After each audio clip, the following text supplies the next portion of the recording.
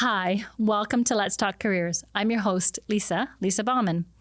Today we're going to be talking with Mariam Raza, the Associate Director of Global Initiatives and Partnership Development at Conestoga. Mariam shared her career journey in banking, retail, and cosmetics in Chennai, India, and Dubai to her role here at Conestoga. Throughout her career, she developed the resiliency, grit, and determination needed to transition into teaching at Conestoga. Listen in as we learn about her journey to Associate Director. I hope you enjoy.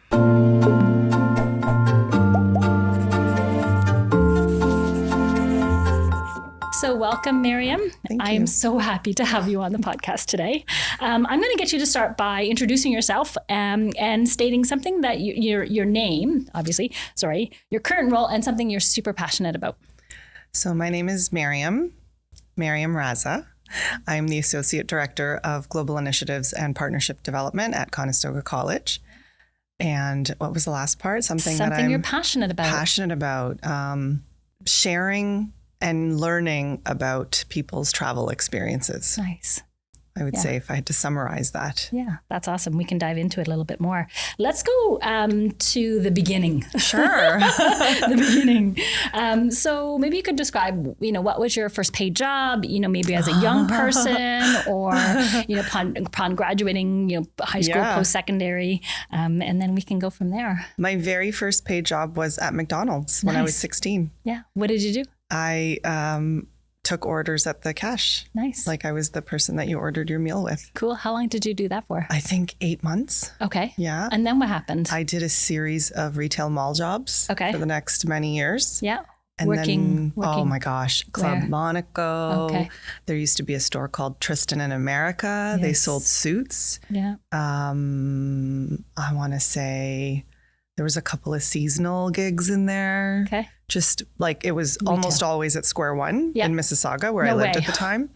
So yeah, a lot of mall jobs. And then when I was 21, I think, I got a job at Toronto Dominion. Well, it was Canada Trust back then, for those of us who remember that, as a teller. And I actually ended up staying with that bank for 8 years. Wow. Yeah. So you started out as a teller, and then what did you do?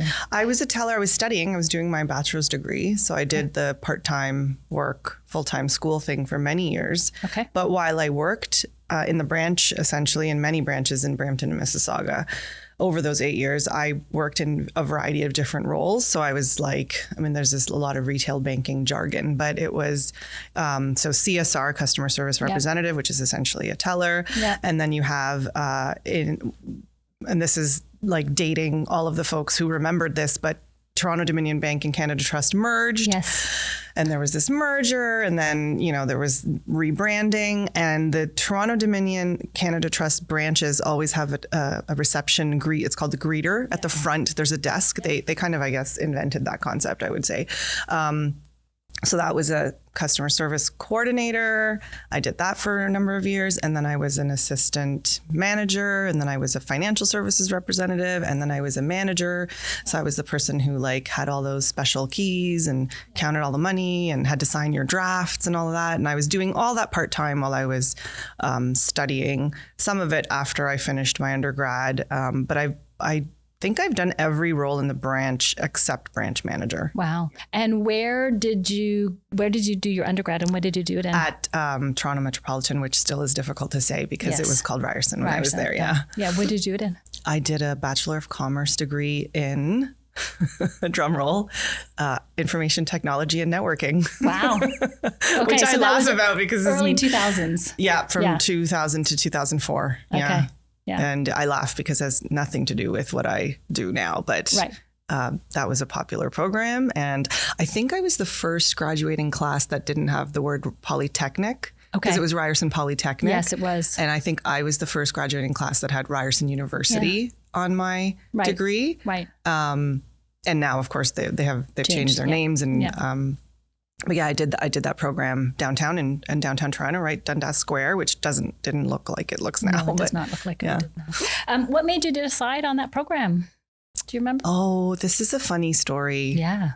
This is a lot of information. I decided on that program. It's not the answer you're expecting, because I flunked out of University of Waterloo, and I wanted to go to a university that was commutable from my home in Brampton, that was general enough for me to be able to segue in the future, like not, I don't know, chemistry of plants or something, but something pretty general, but still pretty interesting, because I had originally gone to U Waterloo for their very prestigious 5-year Bachelor of Mathematics program, which I very successfully flunked out of in first year. It's amazing how those moments become so pivotal. They do. To how your future lays out, right? Yeah. So, I think it's amazing to share that story, to say, I flunked out of University of Waterloo in the math program, but it drove me in this totally different direction. I think it's fascinating. Yeah, at the time I wouldn't have said that. No, but in not. hindsight, I can joke about it. But I mean, of course, it's very traumatic. You feel like a failure. You feel like you've let yourself down. You've let everybody else down. And there was a series of unfortunate events that, contributed to my not being able to succeed in that program. It's a very difficult program as well. And it's a lot of what we see, Lisa. It's a lot of like, on my own, on campus, navigating all things life by myself, which I was absolutely not ready for. Yes. And then realizing that, wow, I'm failing at this like horribly. And then there's that whole process of like accepting that you're failing, and then like literally crying it out and saying, wow, I don't have options right now. Like I'm failing this and I don't know how to fix it. And no matter what I do, I don't know how to fix this. And then trying to pick up those pieces and say, okay, what are my options? What's the next best thing that I can do for myself? So I learned that really early on. I don't even think I told people about it for years because I was so ashamed. Wow. I don't think it was till after my master's that I gained the confidence to say, I flunked out of Waterloo. And people were like, what? When did that happen? You didn't tell us about that. And I was like, that's the part I don't talk about. But now I can talk about it. Yeah. So much resilience and so much reflection to get you to that point, right? Yeah. To be able to see that, there is actually life after making a mistake. Absolutely. There is a life after making a mistake. Yeah. Life after the plethora of F grades that I got. But absolutely there is. And I wish somebody had kind of shook me and said, this isn't going to matter in 5 years. Like, this is okay. It's not going to matter in 5 years, because it didn't. Once I graduated, got my degree and, was working, that part actually didn't matter. Yeah, for sure. So, okay. So you're at the TD Bank, you're the assistant manager. Right? You've kind of moved branches, moved sort of through the ranks. I also ran away in between. So there's a lot. So I left Toronto Metropolitan at the time.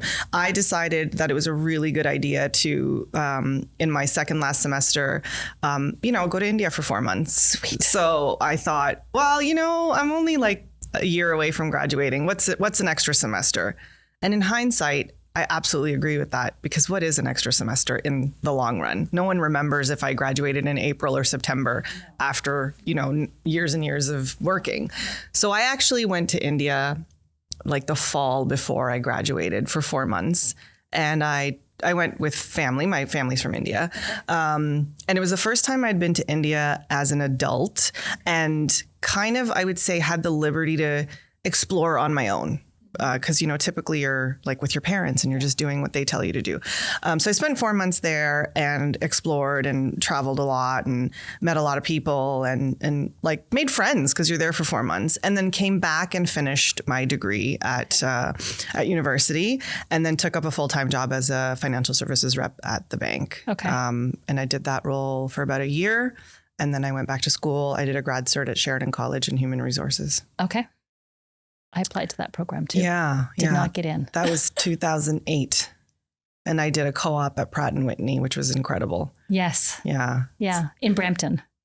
Pratt & Whitney. Yeah. Mississauga somewhere. Area. Yeah. I was like an HR assistant, and that was a great program. I still use skills that I learned in that grad cert. Like even in my job today, it was such a good grad cert. I learned so much. So I always say to people, like, your grad certs, that's where you're going to learn those skills. Yes. I still use that stuff. Like it's so relevant even today. Okay. So you finish and you did a co-op with Pratt & Whitney and you finished the certificate. Where do you end up? Then I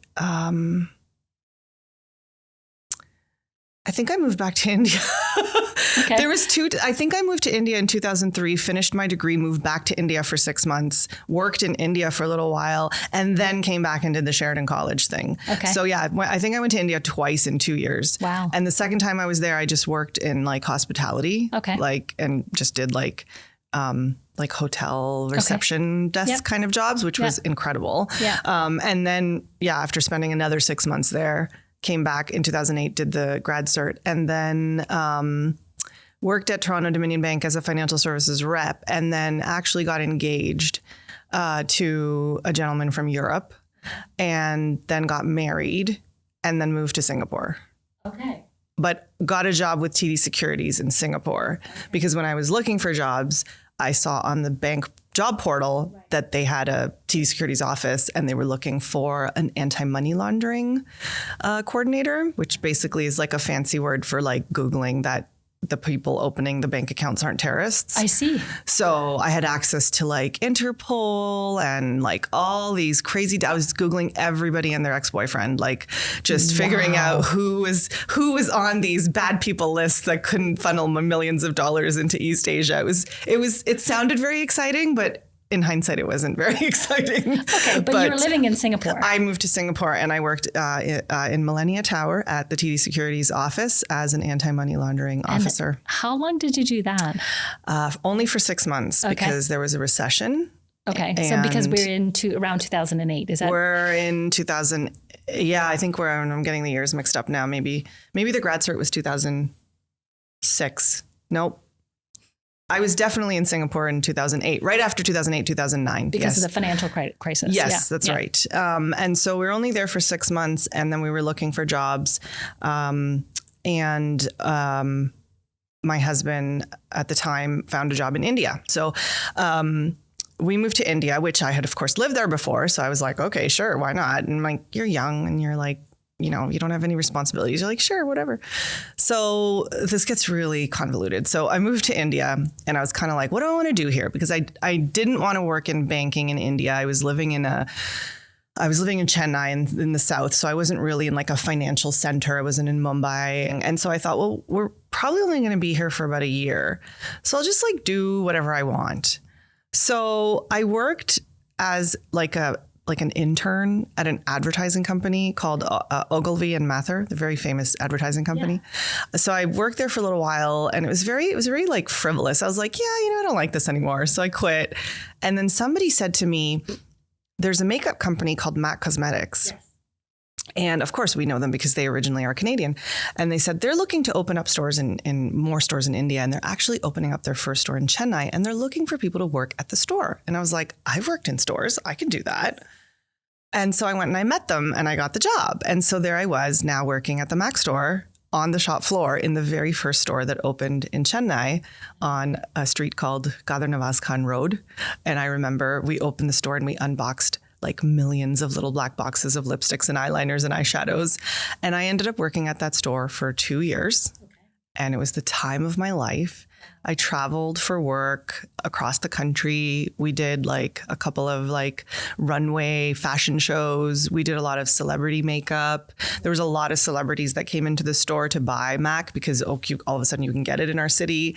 I met a lot of movie stars. We were invited to a lot of like very like socialite-y type parties and launches and like, it was like very cool. It was like very different experience because we were kind of like everyone who worked at the store was like a little bit famous because we were like the 5 of us who worked at the MAC store and like knew all the kind of like industry, like fashion, film, music, who would kind of be your target audience for that kind of brand in Chennai. Yeah. So it was really, really cool. Those 2 years were amazing. Are you allowed to share any famous people that you met? They were all movie stars in the Tamil film industry. So if anyone knows that, I met Shruti Hassan. She's absolutely famous and brilliant and beautiful, and she sings and she acts. I met a very famous lady named Revati, and I met Oscar-winning music director A.R. Rahman's wife. And they were all like, just lovely. They just wanted my makeup, but then, you have conversations. And the one thing was, I obviously don't sound like I'm from India. So that was always like, where are you from? Right. And I'd be like, oh, I'm from Canada. And they're like, what the heck are you doing here at this store? And so I kind of would tell them. But it was really cool. And I remember a couple of times, I don't remember who, but you would see that they were like Hollywood movie stars who maybe were like just on set, needed a concealer or needed like a little, makeup to like do their shoot. And so we'd get like models and we'd get like, I can't remember who. There was definitely one male movie star from Hollywood that came in. I'm not very good with names, but it was exciting. You never knew who was going to walk into your store. Incredible. Yeah, it was really cool. Yeah. Okay. So, well, first of all, I'm super blown away by your story because I had no idea. The twists and turns are bonkers. As I tell the story, I'm like, okay, wait, there's one more. Amazing. Okay. I need to know what it's like. I'm in the story of your life. You're in the story. Your life. Okay. I'm in it. Okay. So you're in Chennai. You said you were there for 2 years with Mac. What happens next?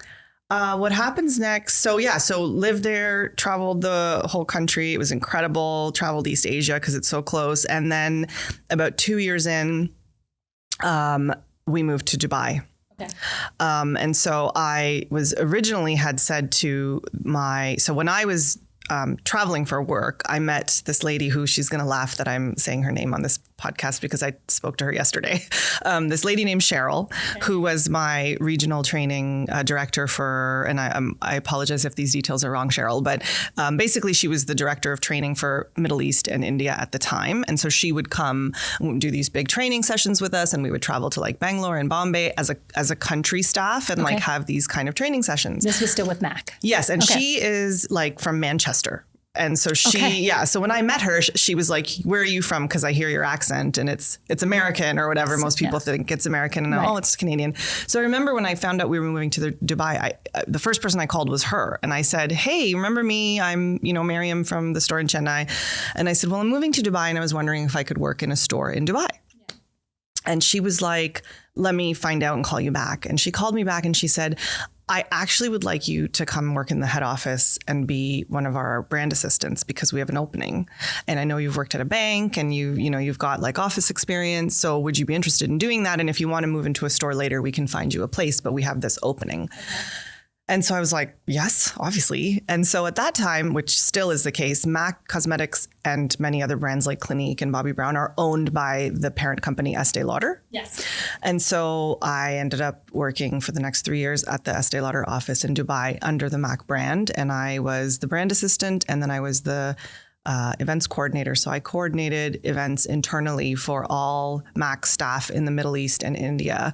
So we did like annual staff conferences or retreats. So I remember doing an event in Beirut, and then I remember doing a really big event in Goa and Abu Dhabi, and we would call in like, I think 100, 200 makeup artists from all over this region.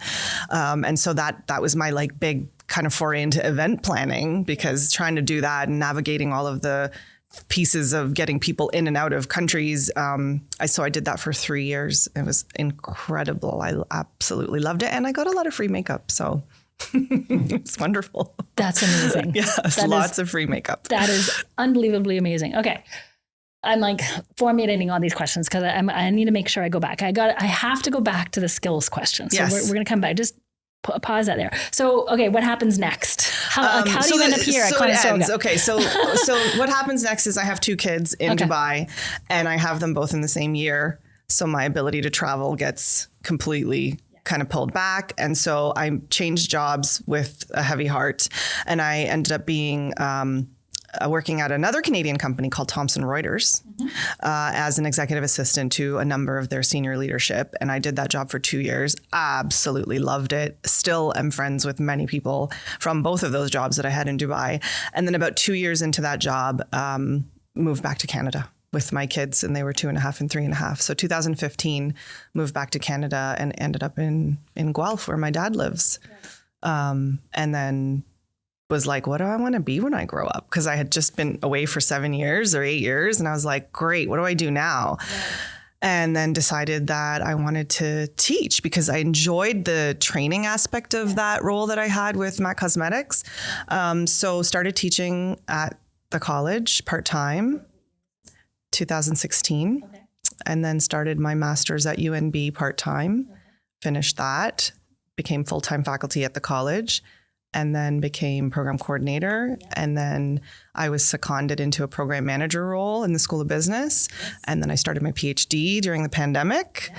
And then I moved into the role of manager global initiatives, also on a secondment. Yes. And now here I am. Director, associate director. So, yeah. So. Okay. So I have questions. I have lots of questions. Okay. So going into there's a glossing over part here because I think it's really important. How did you, in terms of like these secondments, right? You get seconded into the program manager position and then you get seconded from there into manager global initiatives. How did that come about? Like it just doesn't like poof magically happens. No, I think that's a really good question. So when I was program coordinator, and program coordinator is kind of, like a pseudo head of the program kind of thing. And you're in charge of all these extra pieces. And I did that for the office administration program because I'd been an executive assistant when I lived in Dubai. So it was like being an executive assistant is really who I am at my core. If you asked me like, what's your kind of core personality? It's to be an EA. That's really who I am at the core. But when I became the program coordinator for a second program, which was ABM, the Administrative Business Management, I realized that there were certain efficiencies and certain processes that, I was putting in place or that, as a team we were putting in place that, we could do this for more programs. We could do this for, other parts of the sort of behind the curtain academic operation. And that's when I remember speaking to our leadership team in the School of Business saying, I think the program manager role was kind of new at that time in the college and saying, I'd love to do this for like efficiency is my middle name. Like I would love to do these kinds of things. Right. And so some of the projects that we worked on were exactly that, like just operational efficiency, operational excellence, which I absolutely love doing. Right. And so that's my hat as program coordinator was like just the stepping stone to program manager. But the global initiatives part was really, really strange because I don't think a lot of people know this, but I actually interviewed for a job similar to the role that I do now. Okay. And didn't get the job. Okay. And thought, I'll just like, who knows, right? It wasn't one of those, oh my God, I'm going to die if I don't get this job. It was like, you know what, that looks interesting. And I was very happy with my job. It was just one of those, I'm just going to see how this goes. Yep. And I interviewed for the job and didn't get the job. But then when I kept looking at the job description, I was like, this is an amazing job. Like this is the stuff that I want to do. Yeah. And I realized that we didn't have this role at the college. And I kind of just put it to sleep. I was like, well, okay, whatever. I'm happy as a program manager and I'm doing really amazing things in my role. And then I was doing my PhD at the time and I spoke to some of my classmates about it. And I was like, oh, this happened. And they were like, why don't you approach your college to see if you can pilot something? And I was like, yeah, right. And they were like, yeah, you should. And I was like, you know what? I'm going to figure out how I can learn more so that if this job comes up again, I'm going to be more qualified for it. Be ready for it. So I started emailing people at colleges and universities who would have hired for that role to say, what are you looking for in a candidate? Yeah. And I met about 8 or 9 people on Zoom who were gracious enough to give me their time. And about 4 of them were like, why don't you just do this at your own college? And again, I was like, because I'm not going to be like, hi, I have this great idea.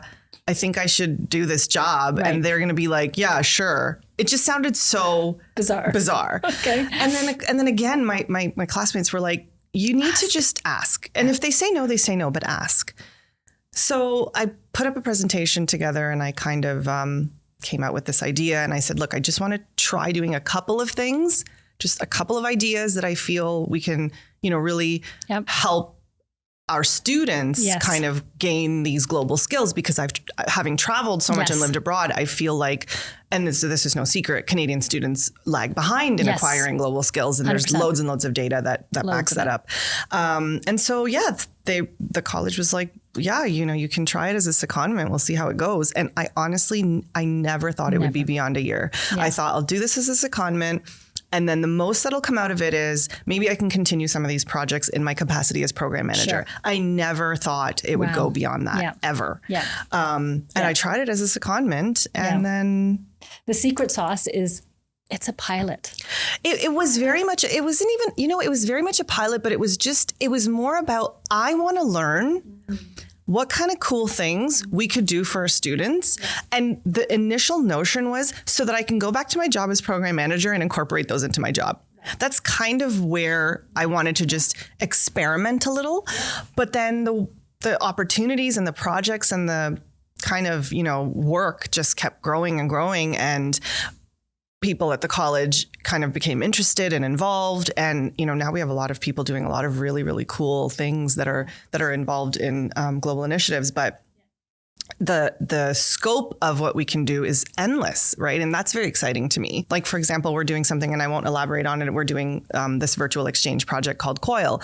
And one of the questions I get asked by other colleges in North America is, how come you guys are doing it? How come Conestoga is doing it in such a big scale so soon? Like, we're only in our second year. And I just say, I don't know what to say, except we just have a lot of support from our leadership team, right? Like, our leadership team is like, this is our leadership. Everyone I speak to, really understands that this is something really amazing for our students and our staff. Yes. And there's really an opportunity to grow your idea, like water your idea and really grow it and say, this is incredible. Yeah. And I know so many people at so many institutions that do things in a silo and then want to apply that like more broadly, and then unfortunately get more reasons not to do it than to do it. And that's why some of these initiatives just sit in little silos and corners of institutions, and they don't get this broad exposure. So yeah, I've been really lucky. A lot of support from our academic schools, a lot of support from our leadership, a lot of support from the industry in general. Like, I think it's important to, I don't know how to say this, like, and I'm learning this in hindsight, is like, be confident enough to present your case, I guess I'm trying to say, which you heard me say that I was like, no, I'm not doing that. Yeah. But to do that, what the hey, right? Like, I'm going to do it. And if I get a no, I get a no. Yeah. And if I get a yes, we'll see what happens. Yeah. Yeah. There's so many levels that this is fascinating. I mean, I could even go down the path of, that there is a ton of data that suggests that Canadians are very much lagging behind the international exchange opportunities. Yeah, we are. And even with my own kiddos, I've encouraged them, not that they've taken it on, but I've encouraged them to think about doing an exchange for a semester. Yeah. Like, these opportunities exist through your institutions. Think about doing that, because I think it does give you a kind of a competitive advantage. And I know that we, in Canada brings in a lot of international students, but that exchange piece, I think, is so crucial to build, a global competitive workforce. Yeah, because we've never, even if you look at it at its simplest form, we've never had to slow down how we speak because someone can't understand us. And when you're in the middle of Vietnam or in the middle of Pakistan or Cameroon or wherever, and I had this with my British friends in Dubai all the time. They would be like, can you slow down? Because you speak way too fast. And they're like, is this a North American thing? And I was like, why do North Americans speak so quickly? And maybe it's just a Mariam thing, but I would hear them in all of their different, even just if we look at solely English speakers, Australians, South Africans, Irish, Scottish, American, English. Yeah. Even among them, I'm sitting there in an office straining my ear to adapt to every single person sounding different in English. Wow. I don't have to do that when I live in Canada. Right. Because most of us, I'd say maybe 70% of us in the workforce probably sound the same, relatively. Now, of course, there's people with accents, but when you have a majority that speaks a certain way, the majority is not adapting, right? So all of a sudden, I'm a minority. I'm the only North American person in an office full of people who speak English with different accents. And now they're telling me that I need to change. They're like, you need to slow down, Miss North America. You need to, or they're saying, that's not how you pronounce that word. Actually, you're pronouncing it wrong. And I'm like, I didn't know that. Okay, thank you. And this is, again, just among first English speakers. So can you imagine when you mix in people who English is not their first language? I think that experience of discomfort is really important, really, really important, to be the person who is not the majority and then realize, oh, I better not do that right now. Yeah. Whatever that is. Yeah. Yeah. So let me segue just a little bit, and I want to dive into sort of my skills question that I had earlier.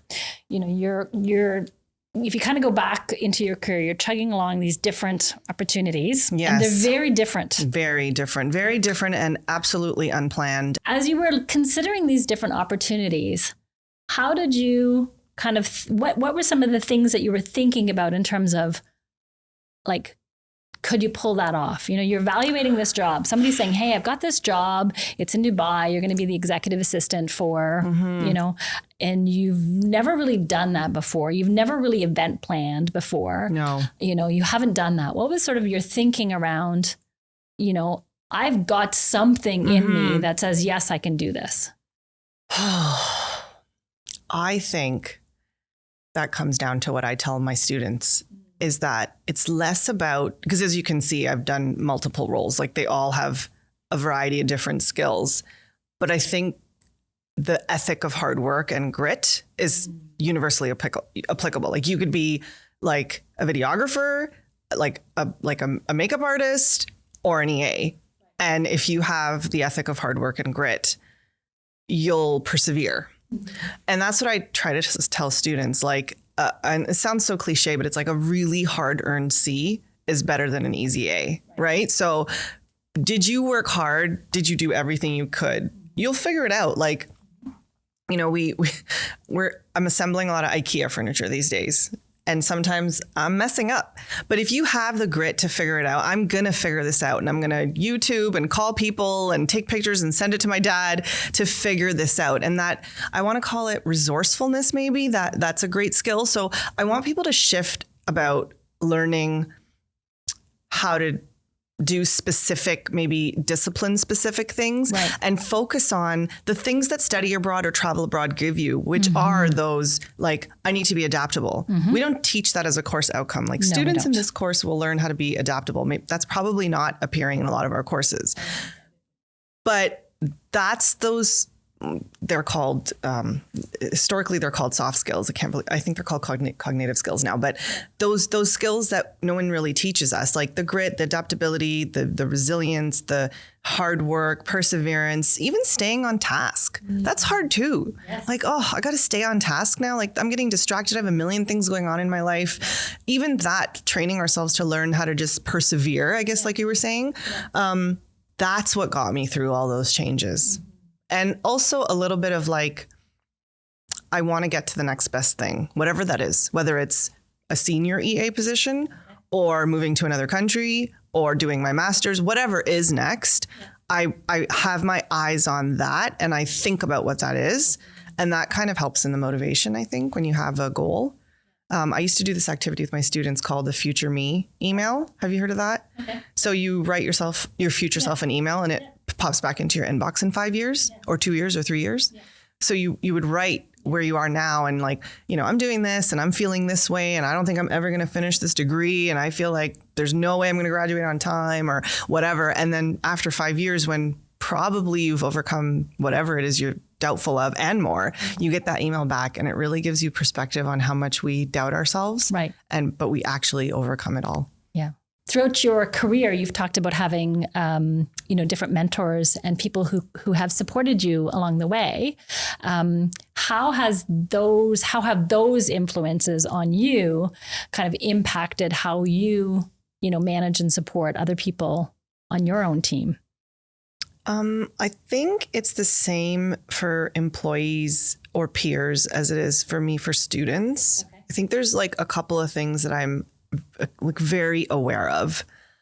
I think it's just taking the time to share knowledge and experience, because you never know what impact this is going to have in someone's life.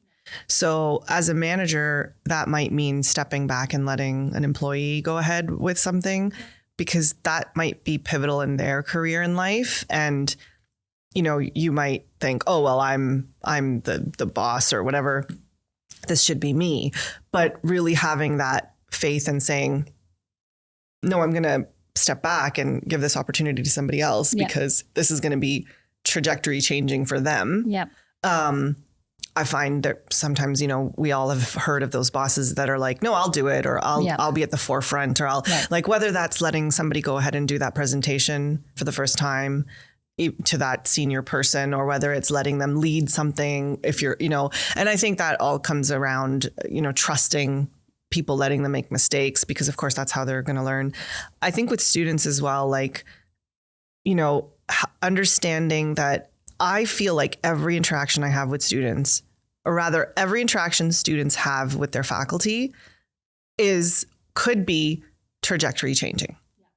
And so if students come up to me and say, oh, hey, could you tell me a little bit about your PhD program? I mean, they're in a diploma or they're in a degree. So I could be like, oh, well, let's talk about that when you've done your master's, darling. Or I could brush them off, or I could be like, yeah, sure, I don't have time. Because I could think, well, why, like, who cares? Like, this is a waste of my time. What am I going to get out of this conversation? Right. Or I could say, this could plant a seed. Or that person could mention this conversation to somebody else that could plant a seed. And so I think just understanding that every conversation we have with another person, every time I talk to you, or every time you talk to me, these little things could be retained in our brain that could alter something in our future. That's right. And I think that's important with our team. That's important with our students. Yeah. And I've been doing it much longer with students. Any of those side conversations in class are so important. They're Sometimes so those side important. conversations in the office are so important. They are so important. I remember, like, even my PhD, talking to people at Conestoga about it, there almost have been 10 to 15 people at the college who have said, hey, do you have a minute? Can I talk to you about your PhD? And I've said, yeah, absolutely. Whenever I have time. And maybe it made half of them realize that this is absolutely not what I want to do. Right. And maybe it made half of them realize this is absolutely what I want to do, but maybe not right now, or maybe right now.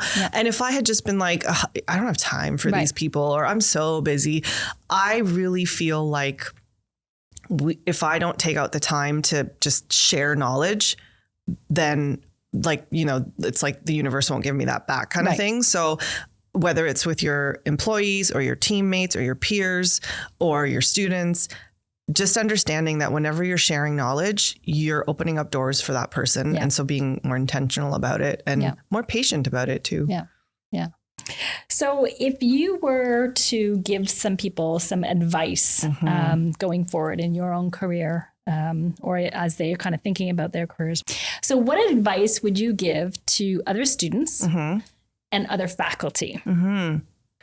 If you see somebody who you think is doing something cool, go talk to them. Just go talk to them. Ask them for 30 minutes of their time. And do that all the time.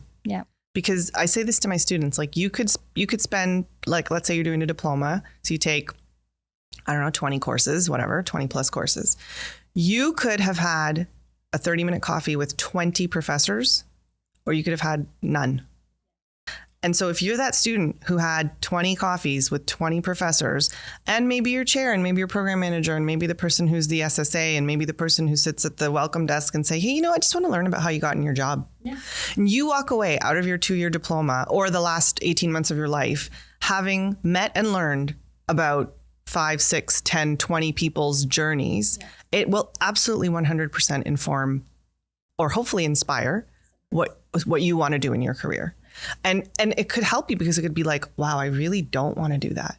Right? Like someone says, oh, this is what my life is like with this job. And you sit back and say, actually, that doesn't sound anything like I thought it was going to be, or vice versa. But if you don't ask and you don't learn, you're not going to know. Like, oh, I want to be like me. Oh, I want to be a network technician when I grow up. I didn't know what a network technician did. I just saw it on a brochure and thought, oh, this sounds there's jobs, I'll take it. But what does that even mean for me from 9 to 5? I don't know. So I should probably have spoken to a couple of people who work in that job.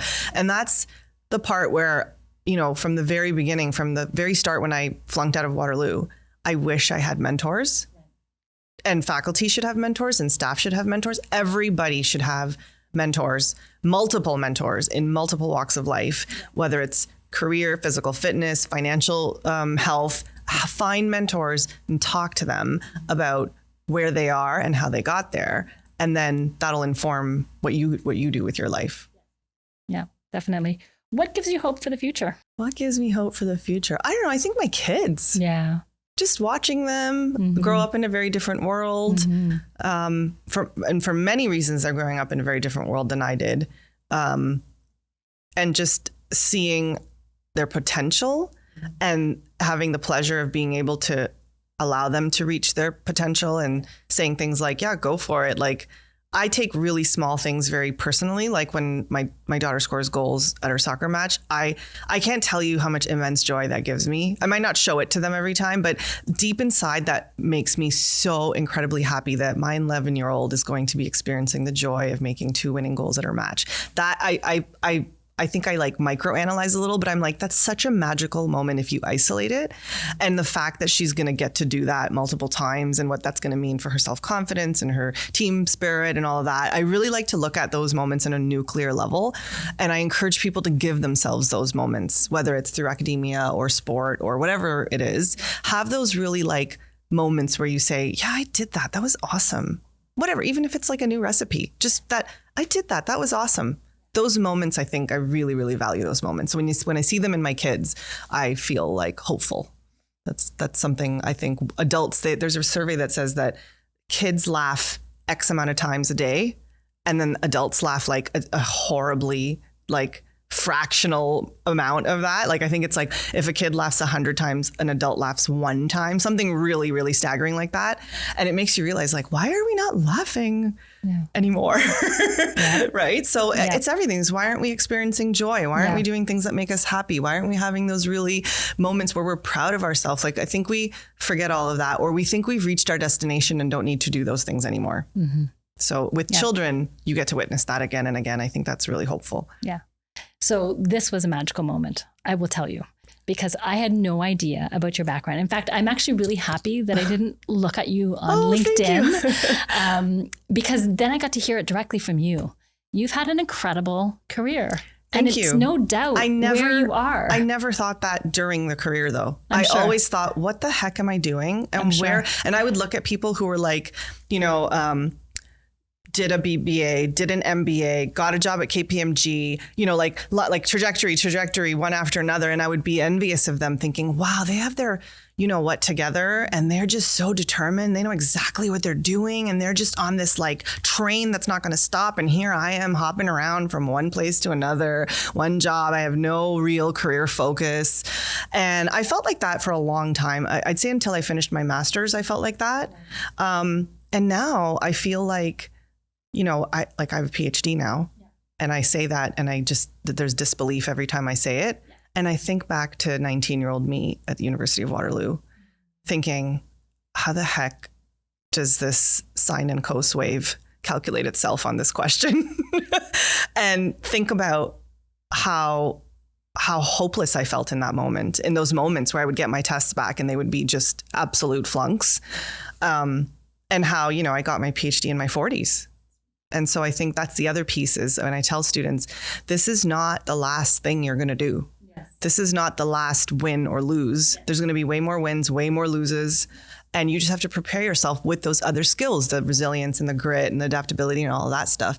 And I think, you know, if you take it back to what I do for a living, watching students talk about what they've experienced when they've traveled, even watching staff talk about it, even watching people, just friends, be like, oh my God, I went backpacking through, I don't know, Poland.